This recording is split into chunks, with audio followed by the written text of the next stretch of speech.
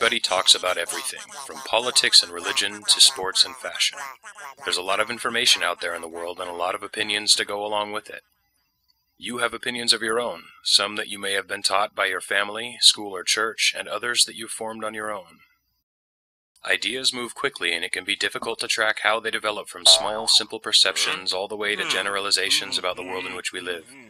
How do we know what to think? How do we know what to believe? How do we know whether the opinions that we have are backed by evidence or whether they are backed by nothing at all?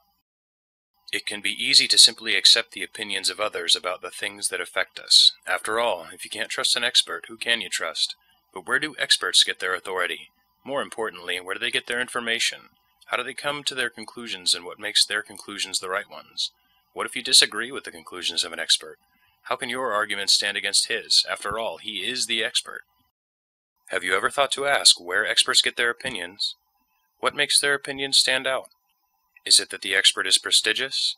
That he wears an expensive suit and has lots of fancy bar charts and colored graphs?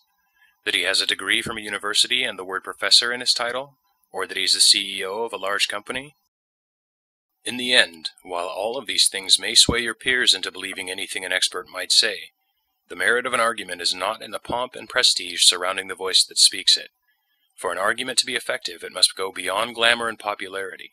An effective argument is one that expresses truth, based upon evidence and verifiable reasoning. In short, in order for an argument to be effective at all, it has to be logical. You have just as much capacity to use logic as anybody, no matter how humble your life may be. The flip side of that principle is that no matter what your background, how well connected you are, whatever religious, political, or professional affiliations you can advertise, if you make an illogical or fallacious argument, there is no requirement that those more humble than you must pay it any respect. Logic is the set of tools that we use to evaluate the arguments of others, make arguments of our own, and arrive confidently at truth through the process of reasoning. Logic gives us certainty that we've evaluated our evidence correctly and that we haven't made unsupportable conclusions. A logical argument stands on its own, regardless of who says it or how we feel about it. This series will take us on a journey through the practical side of logic, exploring how logical principles may be applied to everyday life. Logic can help you sort through the endless stream of opinions out there to determine which ones are reasonable and which are not. Logic can also help you to build upon these arguments in order to form opinions of your own about the things that you care about.